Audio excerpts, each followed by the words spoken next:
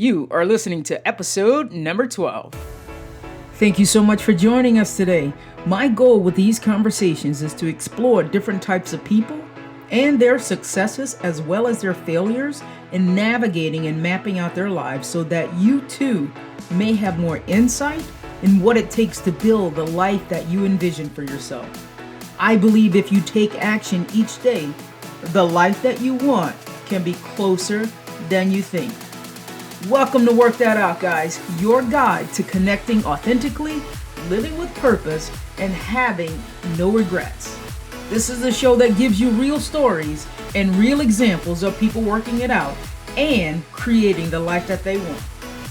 My guest today is LA-based writer, director, producer, stand-up comedian, gay and human rights activist. He is the author of Cheatin', Daddy's Dying, Who's Got the Will, Sordid Lives the movie, Sordid Lives the series, and A Very Sordid Wedding, which was written and produced in 2016, just to name a few.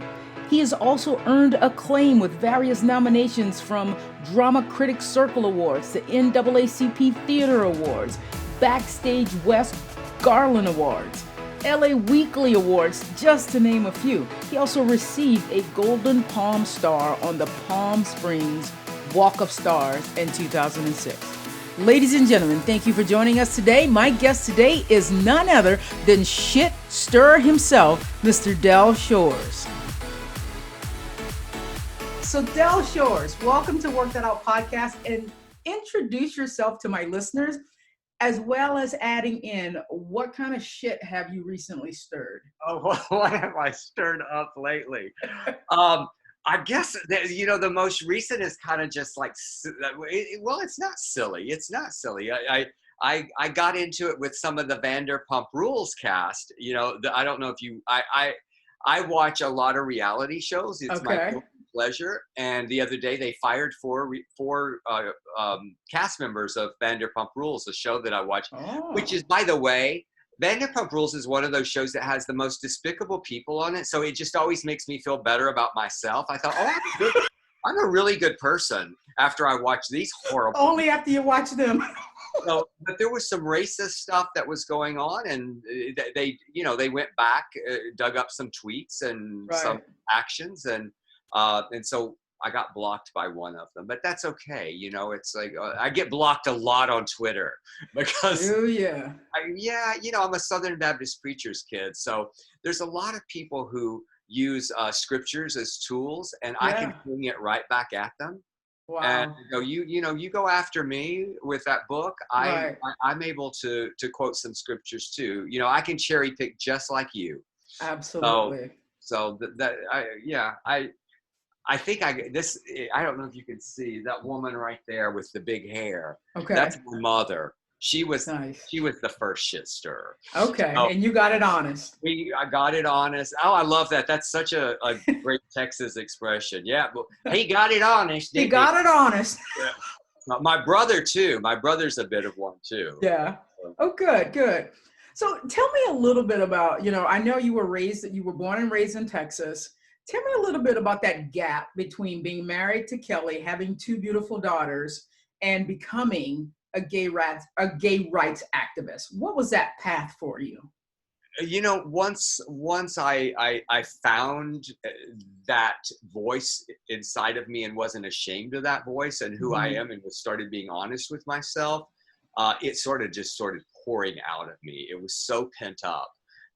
In my work and in words and actions. But being a preacher's kid, I guess the best way to describe it, yes, that people say, well, when did you know you were gay? Well, I always knew I was attracted to guys, always. I always had that, but it was this shameful hidden secret, that, it's so interesting that I go back now. The other day I was going through my garage because we had this big Sordid Lives auction. I had all these journals that I had written over the years.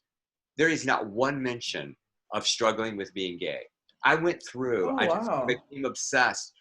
I was so scared of it ever being exposed. But then once I had a great therapist, quite frankly, and I was struggling really hard. And Dr. Sandra Baca was a huge influence in me coming out. Mhm. And, you know, because you get so immersed, you're in a marriage. Right. I love her family. I'm still very, very close to Kelly's family. And, you know, Kelly and I talk weekly.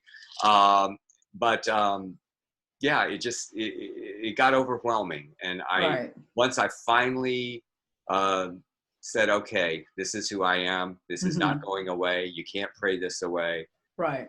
It unleashed not only an authenticity in my persona, but an authenticity in my work, I feel. Right. Right.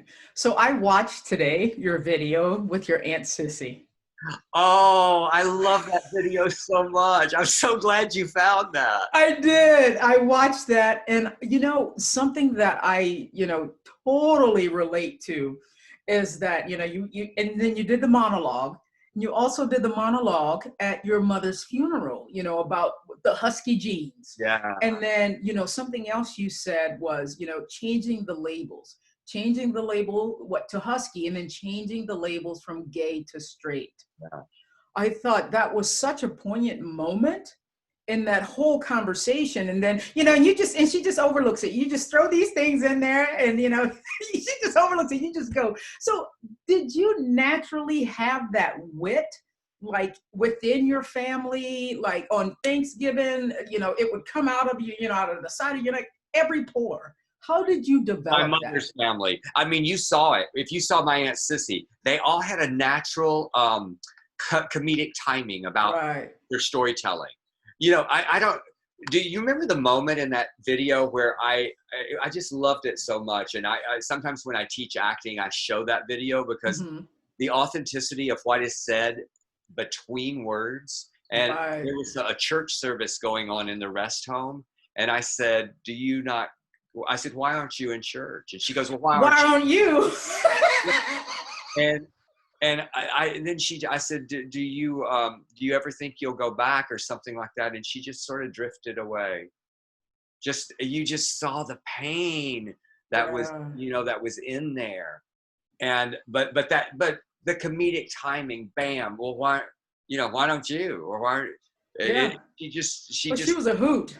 She was, yeah. And, she passed away about 3 or 4 weeks after. I read that. Yeah, I'm so sorry about that. She just, because of course she was always slipping out and some cigarettes. And when you get pneumonia and you've been smoking and compromising your lungs all that time. Right. Now that wasn't part of the COVID. That wasn't like this spring. No. Several years ago. My Aunt Sissy would have been, I guess, 83 or 84 right now. So it's probably 4 years. Oh, wow. Okay. Yeah, no, it was not. It was just pneumonia and then bam. Right. So I want to delve into your show that's streaming right now on Broadway HD. The story about 4 boys who are all gay growing up in Southern Baptist Church. And, it says it's how they deal differently with conflict with the teachings of the church and the sexuality, and that's Southern Baptist Sissies. Yeah.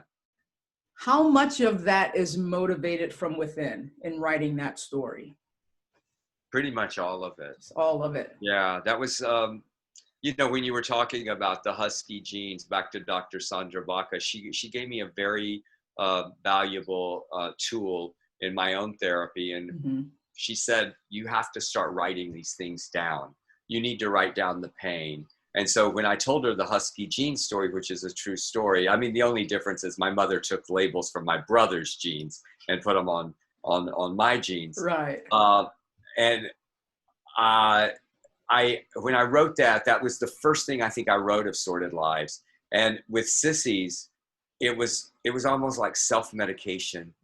Once it started pouring out of me, because you think I've been to so much therapy, I've dealt with this is all over, I'm done. And then something happened with that, a big event happened in the gay community, and Matthew Shepard was murdered. Okay. And what triggered me with his murder was I was reading an article, it was probably online or maybe it was in Newsweek or something, and they were interviewing one of the girlfriends of one of the killers.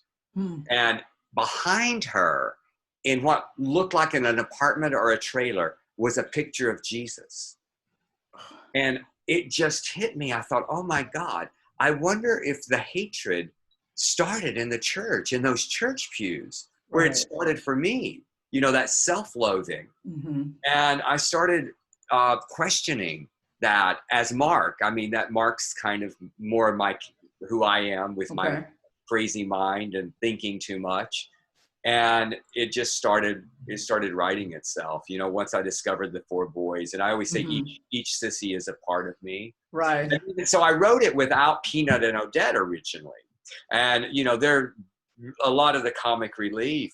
And it's so funny. I was just texting with Leslie Jordan right before, because he, so funny. Yeah, he's become such an Instagram crazy sensation right now. But we had a bunch of his costumes from Brother Boy up for auction, and the collage from Sordid Wedding, and the auction just ended right before your podcast. And we raised like 25 grand in additional theaters and all his stuff. I said, all your shit just sold, Leslie. It just sold. You sound just like him.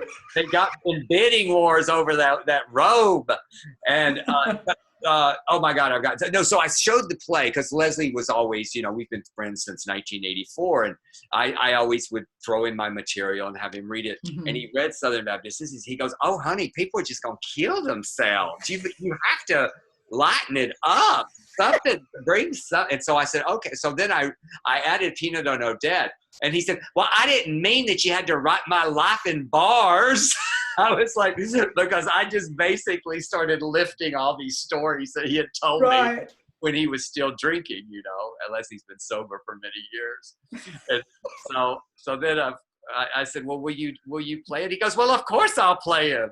And, that was a great, it was just a beautiful time in my life when Sissies opened, because I don't know, were you raised in the church? Yes, I was. Well, I don't know where you are there now, but, it feels like there's a line in Sissies. How do you embrace something that doesn't embrace you? Ooh. And that was big for me. And, and then there was a moment where Mark said, I miss the church, the sweet old ladies, the covered dish fellowships, and the singing. And so I celebrated all of that. But I got to tell you, that Southern Baptist guilt, that hell, fire, and brimstone, when that play opened, I thought, it may be over for me. People are not going to love this. I'm going to get bad reviews. I mean, all of the stuff that you think, those monkeys start chattering in your head. And were your parents still alive then? They were, but they never saw it. Okay. They never saw it. And it did cause a lot of conflict in my family, that play, just because it became such a big thing. But what happened though was, I thought I was telling my story, but I was telling a lot of other people's story as well. And I cannot tell you how many letters that I've gotten about that particular play in that movie. I still do. I mean, the one thing about COVID is everybody's home, so they're watching and streaming everything. Yeah, and anything with Leslie Jordan, because he's got 5 million followers on Instagram now. God, he's so funny. So have your family come to terms with, have they accepted all the things, like, because you're writing, I mean, it's there in your face, and, and there were a couple critics who were like, 1 minute he has you, busting a gut, laughing so hard, and the next minute you're on the verge of tears, So, I mean, such a talent in writing. As a matter of fact, because I was Cassie Watson's first director in high school. Oh my God. So in Texas? In Texas, in Harleton, Texas. Did y'all do UIL? We did. You did? Oh my, that is so, that's why I do what I do. My mother was a high school drama teacher. That's what she said. And she said, you and Dell will get along so great. Oh, I love it. I love you directed kids. That's great. And what's so great about, because Cassie will just work her tail off for you. I mean, she will just go to the moon and back. And she's so, because she's just so giving. And when you were talking about, just being raised in the town. And so I was born and raised in the New Orleans area, but I lived in Texas for 14 years, East Texas. Yeah. And I remember when I first got hired at Harleton, I always considered myself a Christian, because I was Catholic, raised in a church. What else would you be? Right. from the South. And I got hired, and the next day went to work, and I was also coaching softball. And I got in the van with the other coaches. And you know what the first question they asked me? Are you a Christian, and have you accepted our Lord and Savior Jesus Christ into your life? First question.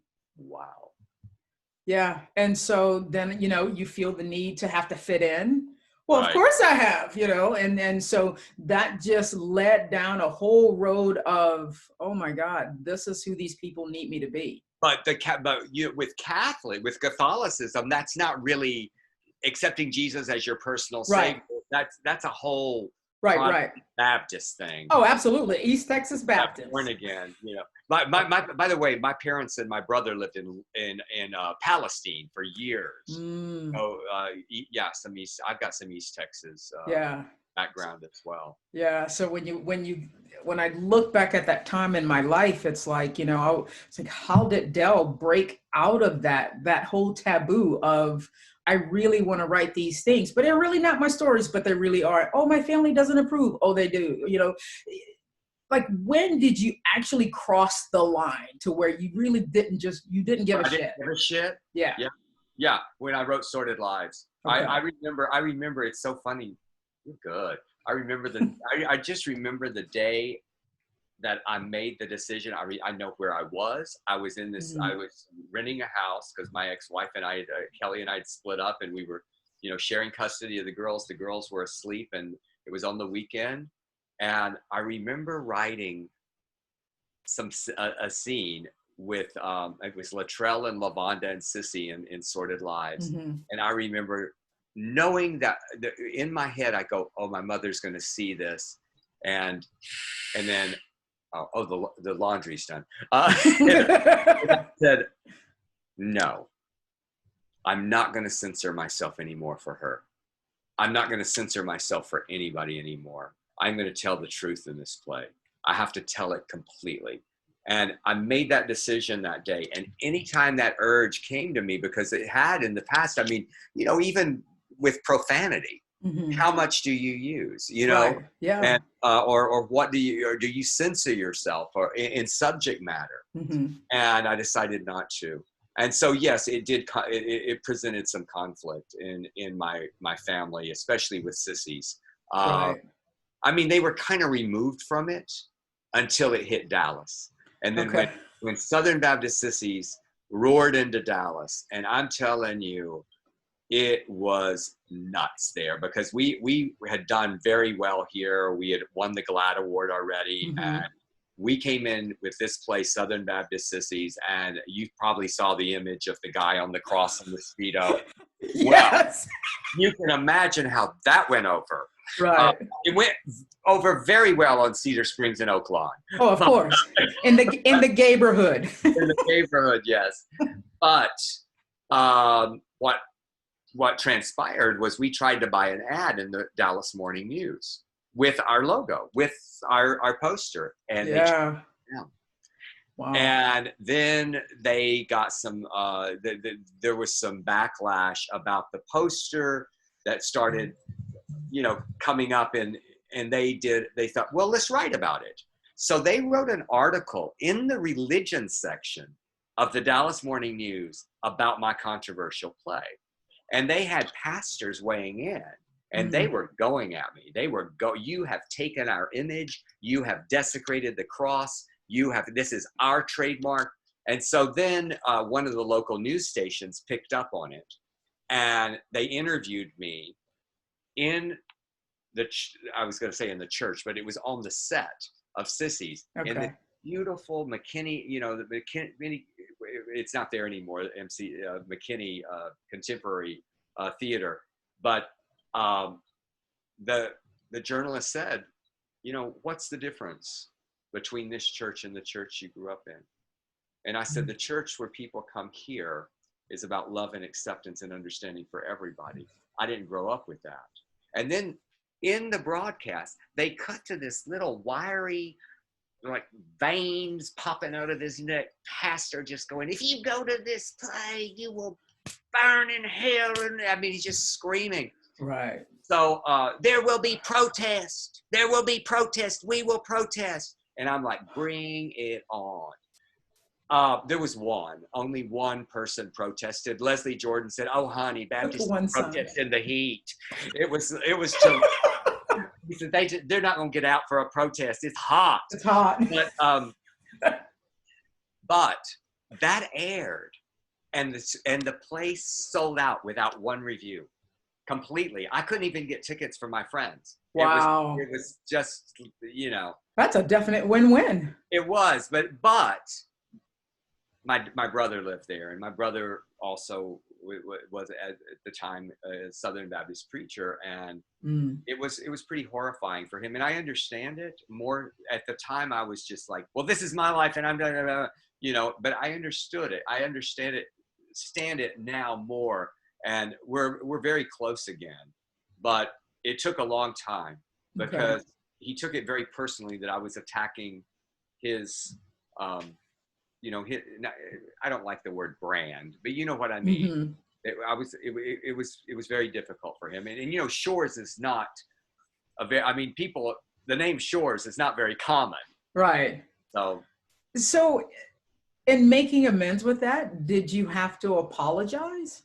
I didn't. I didn't feel the need to say, I'm sorry I wrote this play. I have had conversations where I feel that I could have done better in my response, in my communications, because I would get so hot-headed. And same with him. And so I think as we have gotten older, and both, our parents both, we're it. That's it. I've got my brother. That my blood relation, that I've got my brother and some random cousins, but we don't talk about some of the subjects that were such hotbeds for us back then. Right. We talk a lot about Trump these days. God. It's amazing because my brother Dexton was, he was Republican for most of his life until Trump came along, and boy, has he flipped because he woke up. And also my brother was always awake to him. My brother wasn't like what I call these so-called Christians who act like he's someone he's not. My brother knew who he was. So anyway, it's caused some family conflicts, but in that, nothing that terminated anything. Right. Well, good. That's good to hear. So now we know when, you didn't give a shit. When was it, when was the moment that you really realized that I made it? I have arrived. I made it. Was it 1991 when you worked with Bo Bridges and Delta Burke? When was that moment? It's so funny you said Bo. I love Bo so much. He's probably the sweetest human I've ever worked with. He and Olivia Newton-John, they're both, they could compete with each other on being good people. They're just such good people. When I was filming Daddy's Dying, Who's Got the Will, which was 30 years ago because my ex-wife was pregnant with my daughter, I remember Bo had just done The Fabulous Baker Boys, and it was released while we were filming. So Bo flew back to California to do The Tonight Show with Johnny Carson. And Bo on The Tonight Show said, "Johnny, I want you to watch out for this young writer named Del Shores." And I thought, oh my God. Damn it, I've made it. I may have not have ever been on The Tonight Show, but my name was said on The Tonight Show. Absolutely. But I think it was with the success of Daddy's Dying. I do. I think, when it was released wide in Texas and, come on, flying first class for the first time on the dime of, MGM with Beverly D'Angelo and Judge Reinhold, Bo Bridges and Tess Harper and Keith Carradine. Right. I remember there was a thunderstorm, like a horrible thunderstorm. I'd never felt turbulence that bad when we were coming to the USA Film Festival in Dallas to premiere Daddy's Dying. And I thought, well, if I die, at least it'll make the papers. Because look at all I'm with. Yeah. Oh my God, that's incredible. So, you have you've reached such a level of success. You've won GLAAD awards, you've been nominated time and time again. When was there a time in your life where you failed miserably?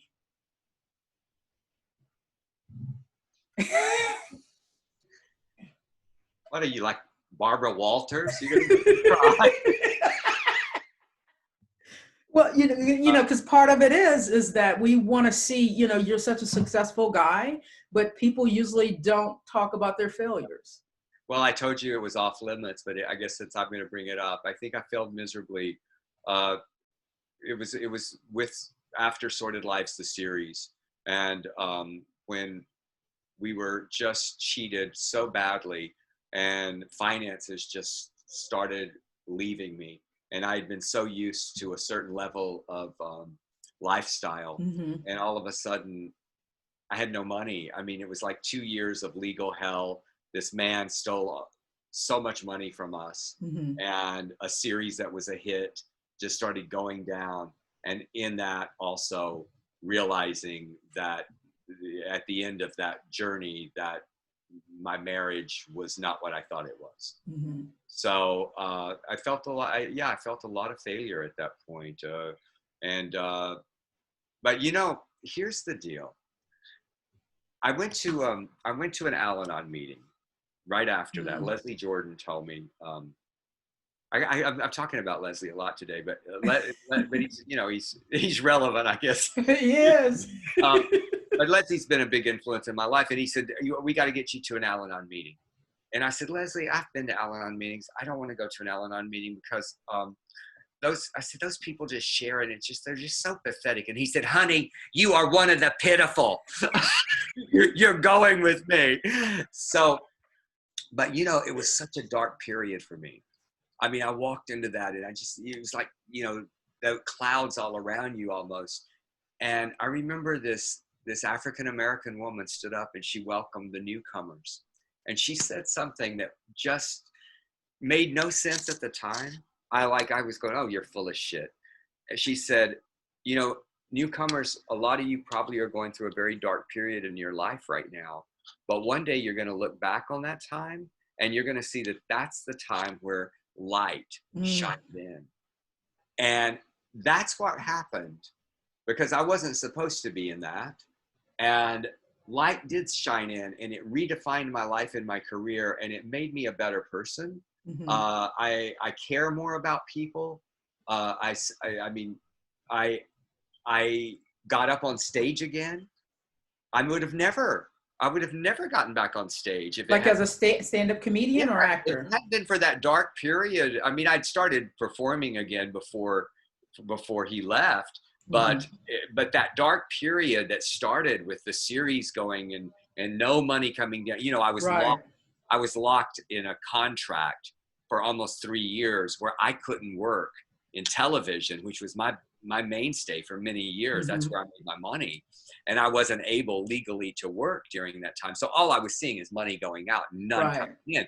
The only way I could make money is to stand on stage with a microphone. And I have to give my ex-husband credit for saying, "You should do that." And I did. I wrote my first one-man show. So but I don't know about you, but sometimes these dark periods, it's like I look at right now. Feels like it's a dark period. It does. Tell me a little bit more about your mindset, because generally, like everything that you just explained to me, the average person will go crawl into a hole and stay in that hole. I mean, it sounds like you clawed your way back. What was the mindset? Like, how did you even have, the knowledge that you could make this happen again? Or did you? Well, I had a drive, and it was 2 girls. Okay. And I knew I could not disappoint I had to do it for my kids. And I fell apart a few times in front of them. And I mean, it was a really difficult time because sometimes you don't want to get out of bed. You just go, debt collectors, whatever are going to happen, or today, this is how I wake up. And, but I had to do it for them. And I had to do it for me too. And there's something that's always been resilient about me. I'm a highly ambitious person. I don't stop often. And I just I knew I had to go on. That's perfect. What does that mean? What does that look like on a day-to-day basis? That you're highly driven, you keep going. Like, do you wake up and go, I'm going to accomplish this day? Like, do you always have, you got a to-do list, don't you? I'm like, this is what it looks like. Wow, there it is.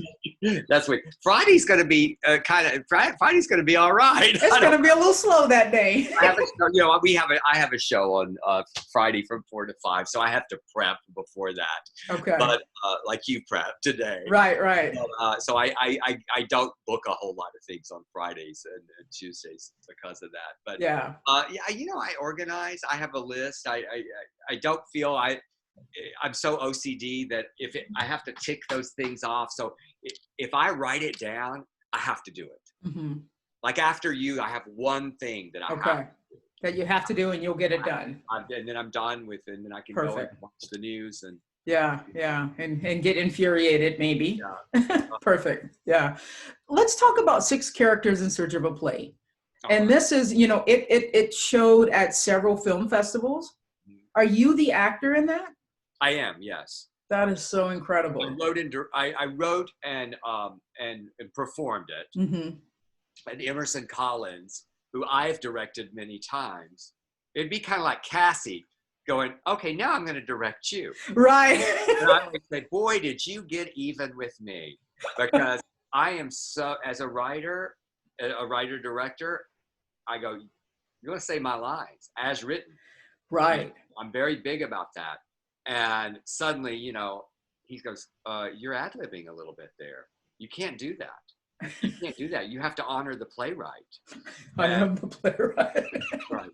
And so it was the most difficult thing I've ever done. It really was. I mean, to memorize 90 minutes. Yeah. Just all of those characters. It was 6 characters, but there were 27 total. Holy smokes. So in that, one of them was my Aunt Sissy. I would love to, you don't have to subscribe to, I got a link. I can send you a link. Please. Yeah.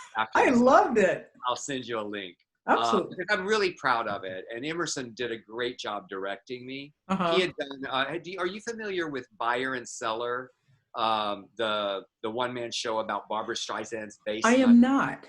Well, it's Emerson did that show. Okay. So I knew that he was the right person Mm-hmm. to direct me, not just because he had done that, also because I think that I don't intimidate him on any level. There's nothing. He stands right there with me. I mean, we work together all the time, and we just had a great time. So I loved doing it. I really loved it. I did 77 live shows. Holy smokes. And then we filmed it. Yeah. And it turned out really great. What do you think was the massive appeal that made it like such a gem for festivals? What do you think they loved about it that said, we want this?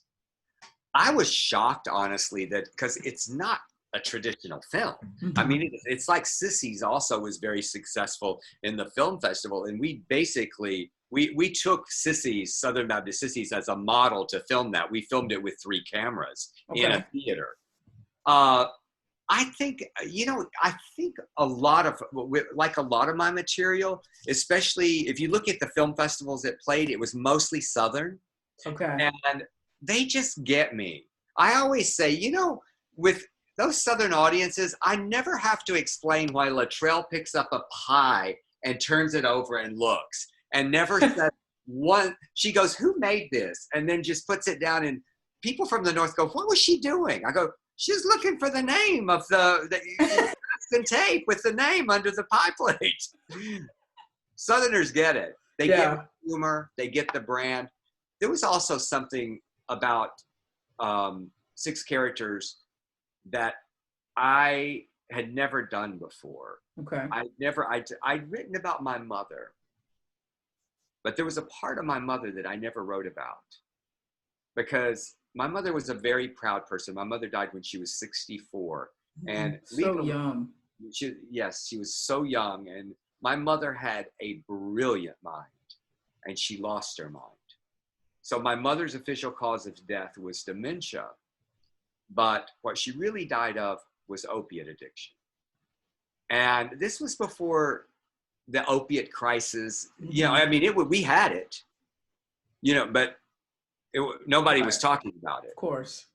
It's sort of like all this racism. It's been there all along, people, you know. Yep. Now it's recorded everywhere and everybody's talking about it. That's right. Yep. So, so that character number 3, Lorraine, boy, it just broke people's heart. And it for me, it broke my heart every night to tell this story about my mother struggling for her mind, you know, and some of the last words she told me was, I can't leave you because your dad and your brother are not okay with you being gay.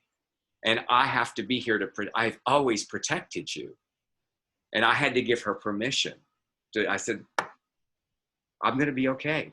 I'm strong now. So anyway, it's about family and it's about people. And, you know, the whole theme of 6 characters these are people that I've met that they haven't quite made it into my work yet. So you're going to get them first. Okay. Do you think your family ever goes, you know, they're cutting them and they're like, don't write that. Don't you put that in there. Oh, my mother used to, I used to call my mother just, well, how's Aunt Betty Ruth and how's Elby? Is he still in jail? And my mother go, I hear you writing. So I love to write with pencils. I love pencils. I write all the time with pencils, but I had to start writing with ballpoint pen with my mother, so she wouldn't be on it. She couldn't hear it. I hear you writing. And then, so at the end, when she was losing her mind, she confronted me and she said, I feel like you owe me a lot of money because you have used many of my stories. She's got a point. You're absolutely right. So yeah. I often said it. I mean, I said it in 6 characters. I said, I'm not really a writer. I'm a thief. You're a thief. You said that in the Aunt Sissy video too. Yeah. Oh, I love that. I love that. I lost my mom 2 years ago, and we didn't have the closest relationship. So now since her death, I feel closer to her than ever. I feel like she's all accepting now. Yeah. But only now. Yeah. Yeah. I mean, we hope. We hope. We do hope. My mother was really my first ally. She really was. I mean, you know, when I came out to my mom after, you know, because there was all this speculation of blaming my ex-wife and all of it. I said, look, this is the truth. I wrote him a letter. And my mother calls me and, you know, slurring a little bit because you know, the opiates, you know, and it wasn't unusual for her to call really late. And I just come off of a shoot that night. And she said, well, we got your letter today. I'm like, oh my God. I was like, we talked for 20 minutes and then she just like casually dropped that.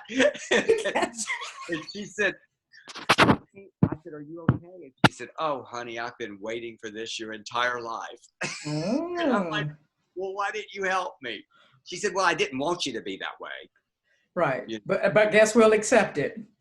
And so, you know, she decided that she was going to be the one. She started doing research on my behalf. She started studying the scriptures and the real meaning of scriptures. And I often say, I wish that more people with evangelical, you know, LGBTQ kids, with these parents, that they would actually do research on their behalf. Right. Rather than against them. Trying to find everything to prove that you're wrong. Right. You are not valid. So where do you stand today in terms of your faith?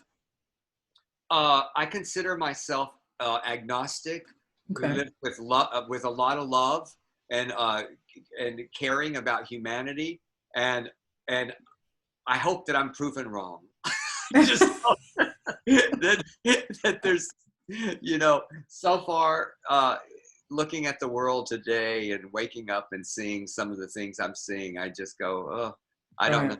I don't know. So I feel that most people are agnostic because you don't have proof. You don't know. We don't know. So what does that conversation look like with your brother, who's a preacher? Those are the subjects we stay away from. Okay. Yeah. Yeah, I mean, and he has, for many years, my brother, and I would say if he's standing right here, he tried to witness to me. And I'm like, not going to work. And he I'm so public. He certainly knows he knows how I identify. Right. He's seen it on Facebook. He has seen me do videos. I'm sure he knows, but he doesn't say much about it. Okay, we can just be brothers. We don't have to talk about that. I think that we both had to stop trying to convince the other one of the position. And here's the deal. My mother not only was the drama teacher, she was the debate coach. So, and my brother won state and UIL debate when he was a freshman. Holy he was good. And he's a great speaker. I mean, crazy great speaker. Oh, and that's the same guy, the preacher. Yes. Okay. Yeah. Oh, that's incredible. So now I want to talk about this side of crazy. So, and I read, there were some critics who said this side of crazy is this side of brilliant. It's this side of wonderful. It's this side of sensational. And, Shores is a master of offbeat who couldn't write a boring line of dialogue, even if he tried. How does that make you feel? I know that critic. That's Kathleen Foley. Yeah. How does it make you feel as a playwright to get such, those words? Well, here, let's just be truthful about this side of crazy. There were some reviews up in San Francisco that were not even close to being that great. There were some that weren't. So I wish I didn't listen as much as I do, because sometimes they affect you, the negative ones, and you dwell on the negative ones. Yep. So I try to go with Steve Martin's philosophy many years ago, back to the Tonight Show. He came on the Tonight Show with a big stack of newspapers, and he said, "Johnny, my movie just opened, Pennies from Heaven, and here are the reviews." And Johnny read, This Side of Brilliant, there's a whatever, just like you did.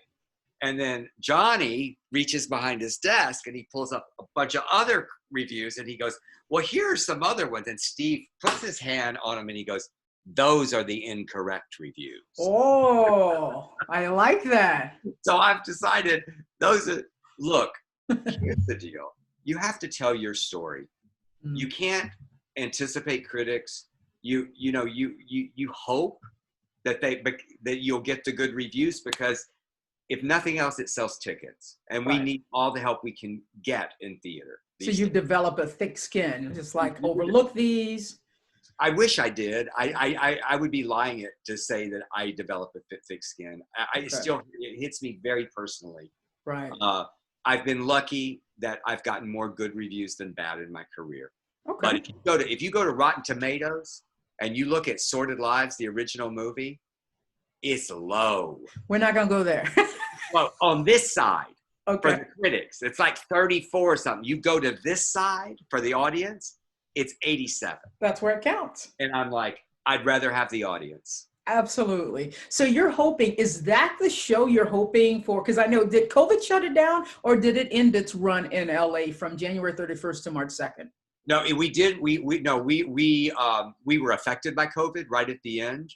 The last couple of weeks were not sold out, and it was the first time that my plays had not been sold out. With those kind of reviews, right? And it was all COVID. I mean, a lot of times people just didn't show up. It was like they bought the tickets and they were just scared because there was such a frightening. Oh, absolutely. I got on a plane the next day to fly to Dallas to start rehearsal the following day with Cassie. Right. Jerry Garrison, who did the play in LA, and Andrea Cohen and Kristen McCullough. And every day was scary. Every day the news started getting worse and worse and worse. And I'm staying with my buddies there, and they've got two little kids, twins, and they were worried about me going out and bringing that COVID back home. I was worried, and they had been grounded from their jobs. They were at home working. So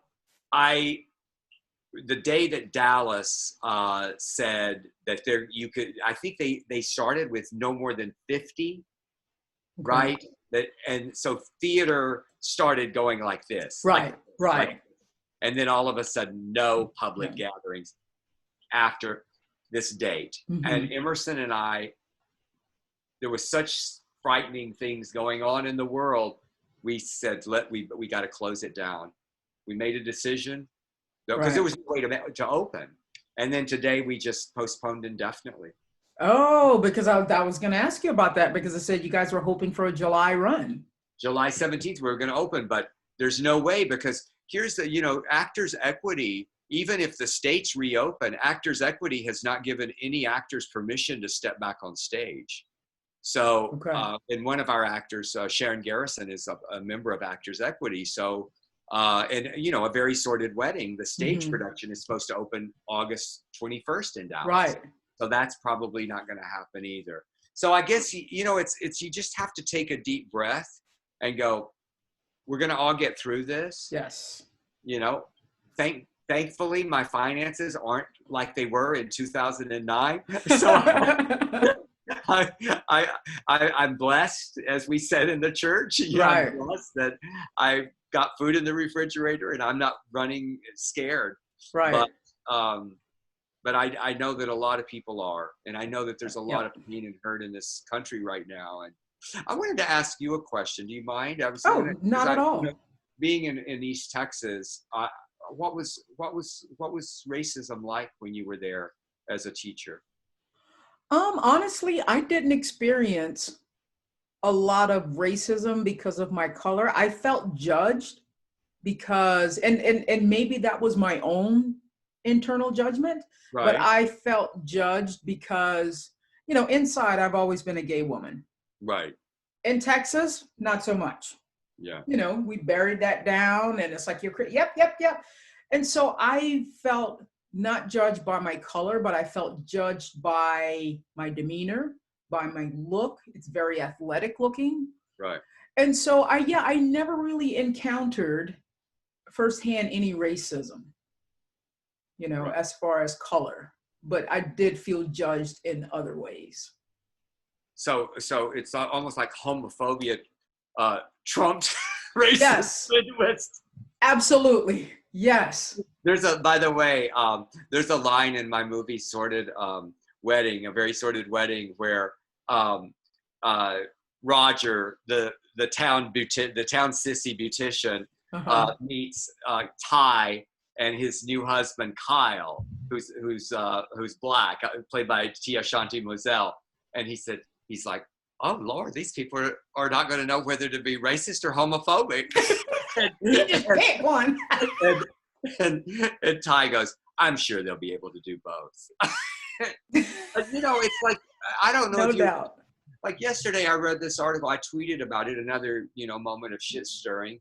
And there's this mayor. I can't remember where she is, and she was talking about, how the Black Lives Matter movement is ridiculous, and that and started with that All Lives Matter thing, and she just threw the racism right out there as she said, I am not racist. And I tweeted the story, and I said, I love the state I grew up in, but when people ask me, why did you leave? And I go, well, it was fine, except for the homophobia, bigotry, and racism. Yeah. And it was there. And I remember it was very much there. The reason I ask you is when I was in Palestine, Texas, I do remember it being pretty strong, Right. And maybe those were things that they kept at bay. They buried it and said, oh, but we like you. Right. I felt like it was, part of that. What's your show that you're the most proud of? It would be Sissies. Sissies. Southern Baptist Sissies. Just because I can't even talk about Sissies and think about Sissies and the journey of Sissies without getting emotional. It was such a rich, beautiful time in my life. Sordid Lives, the movie, literally opened, and then Sissies opened shortly after. So I remember having a movie at the Regent on La Brea and a play at the Zephyr down the street. So I would go and watch the play start, and then go see how many people showed up at the movie. So it was a real, but Sissies, just watching, I would go and just watch the audience and watch the tears and watch the laughter and the blend of, like you were saying, the blend of tears and laughter. Yeah. And those letters. So it's one of the main reasons. I mean, Southern Baptist Sissies was really one of the main reasons that we started, Emerson and my friend Stuart Bell and I started the Del Shores Foundation, because we wanted to mentor other storytellers and give them a way to tell those stories, because so many stories are there, ready to be told, right, on the paper, but nobody knows what to do with them. So that's been in my senior year. Now that CNN has said I'm a senior citizen, I mean, oh yes, how dare they? Yeah, they said, oh, the people who are most vulnerable, seniors over 60, and I'm like, whoa. I beg your pardon. Since I'm now in my senior years, I want my senior years to be more giving back. You know, I'm going to still create it. I'm going to still write, but yeah. So Southern Baptist Sissies it will. I don't know that there will be another one that can do what it did for my soul. Right, right. Tell me about what your thoughts on. You said a pivotal moment in your life was the murder of Matthew Shepard. Mm-hmm. What's your opinion on the advancements that gay rights has made? I mean, legalization of marriage in 2013. I mean, do you think we've advanced in a way, but how many steps have we taken back? What's your opinion on that whole salad bowl? Well, I mean, again, living with hope in my heart. I mean, I'm loving everything behind you, by the way. I keep looking at words. Thank you. In my play, The Trials and Tribulations of a Trailer Trash Housewife, if you believe, you will achieve. You know, that's a big embrace. How do you embrace something that doesn't embrace you? Is a word in Southern Baptist Sissies. The last word of Southern Baptist Sissies is hope. You know, living with hope. So I live with hope constantly. I mean, who would have thought that in 2016, when we thought it was going to go state by state, trickle, trickle, trickle, and I used to say in my stand-up show, I go, you know, I feel like that by the time I die, we will have every state except maybe Alabama and Mississippi. But they were forced. Yeah. So, but now with this administration and with the court, the way it's flipped, yeah, I do have a level of concern that there will be steps backward. And yes, there have been steps backward. I mean, look at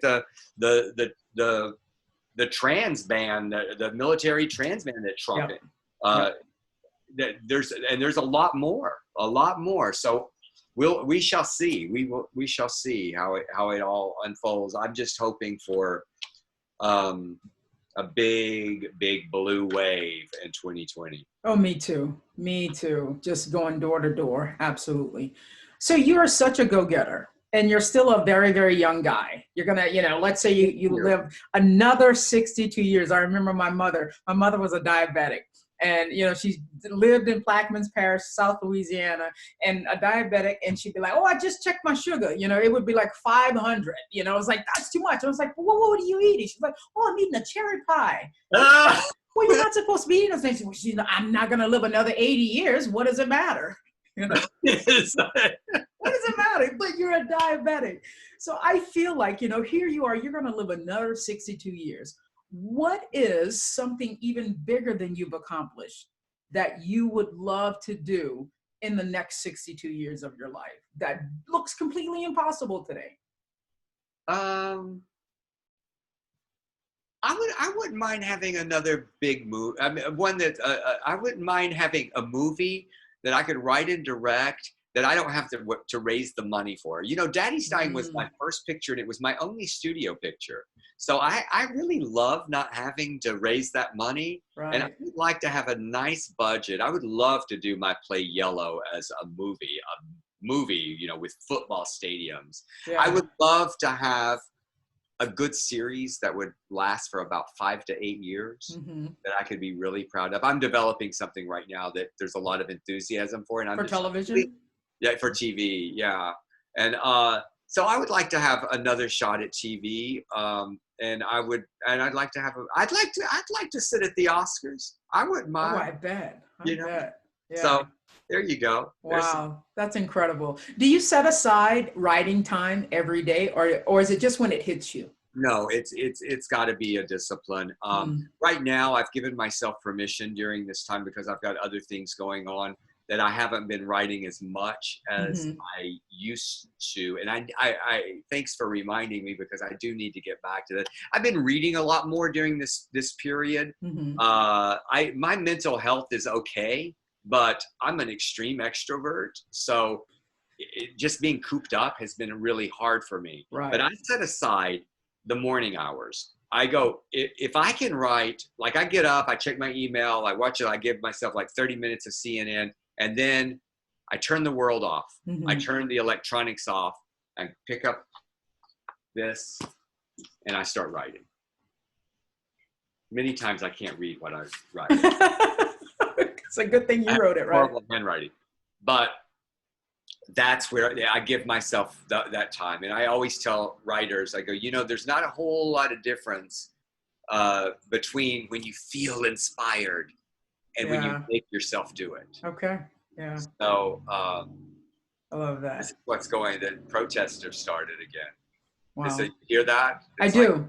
I live right by Hollywood Boulevard, just right up in the hills there. Okay. And so a couple of days ago, 100,000 people just below me were marching on Hollywood Boulevard. It's powerful. So yeah, it's a powerful time. So so that's the okay. routine. And then I work out. I go get on that spinning bike and. Oh, I love a good spin bike. Oh, we should spin next. We get in the same city. I'll spin with you. Absolutely, because in the Peloton app is free right now, so I'm using that for 90 days. That's what my agent told me. Because I should download that. I've been using FitScope. I've never heard of that one. Good. It's like $9.99 a month.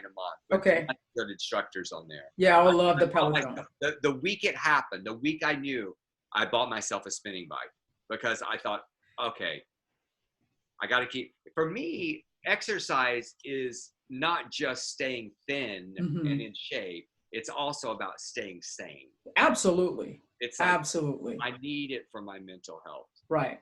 I love that. Thank you. So just one last question. If you had to go back and redo 62 years of your life, would you do it all the same? No. What's something that stands out that you would change? Well, there's a couple of things, but I think, my second marriage, I don't think if I knew what I knew now, I wouldn't have married that person. I would not have gotten involved with the person. I had choices to produce. I sold a series. I sold 13 episodes to Logo. It ended up being 12 because of budget, but I sold it before we had a producer. And so I had choices. And my gut told me not to choose the person that my manager was telling me to choose. And I chose this person anyway because I was told to do it. And my gut was right. I would listen to my gut every single time. And I would never work with assholes. That's the big lesson I've learned is do not work with assholes. Surround yourself by good. Right. People, the Cassie Watsons. The Cassie Watsons. You got to love her. Wow. Thank you so much, Del. I have enjoyed every minute of this. Let's be honest. I did this for Cassie, and I am so glad I did. I love you. Thank you. I love you. This has been so much fun. It was. It's like, yes. So perfect. We'll have to regroup sometime. Yes, we will. Absolutely. And I can't wait to see more of your shows. Okay. Thank you so much. Thank you for your time, Del. I appreciate it so much. Bye-bye. All right, guys. Thank you so much for listening. If you want to know more about what I'm up to, head over to TraviaStewart.com. If you like seeing the videos of the podcast, every episode is on my YouTube channel. And if you like what you hear, please do me a favor and subscribe to the show. And remember, life is about connecting authentically, living with purpose, and having no regrets.